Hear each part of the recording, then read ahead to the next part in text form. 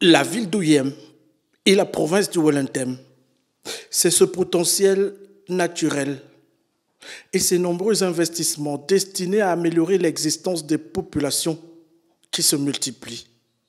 Dans cette partie septentrionale du Gabon, le président de la transition arrive à nouveau pour matérialiser le projet d'interconnexion des réseaux électriques entre le Gabon et la Guinée équatoriale. Le projet d'interconnexion, comme il a été rapporté à l'issue de la visite du chef de l'État récemment en Guinée équatoriale, c'est même plus un projet, c'est maintenant effectif, qui consiste donc à importer 10 MW de la Guinée équatoriale pour pouvoir alimenter l'ensemble de la province du Wellington.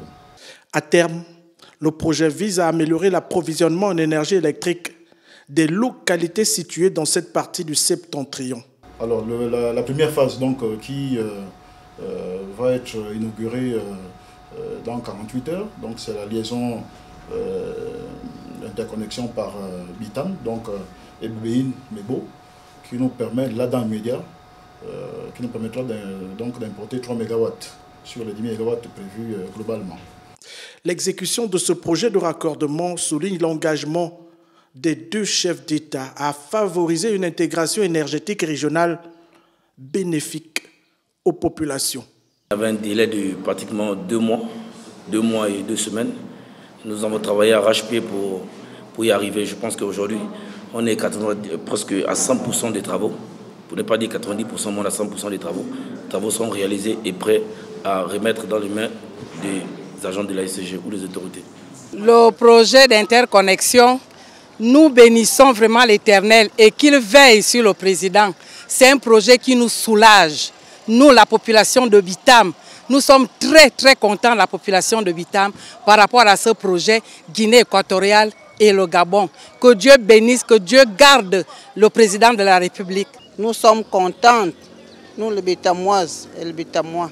En tout cas, le Bitam était dans le noir, maintenant on est déjà éclairé, c'est bon. Ils arrivent à remédier au problème de coupure de courant, je pense que ça ira. Nous sommes aussi contents parce qu'on va étudier les nuits. Ça nous fait toujours de la joie parce que nous vivons une période difficile en ce moment, qu'on ne peut pas passer toute une journée ou une nuit sans coupure de courant. S'il faut améliorer ça, c'est pourquoi nous chantons et nous disons que Mama Sema Yenigna, tout l'attend. Nous l'attendons pour qu'il vienne arranger tout.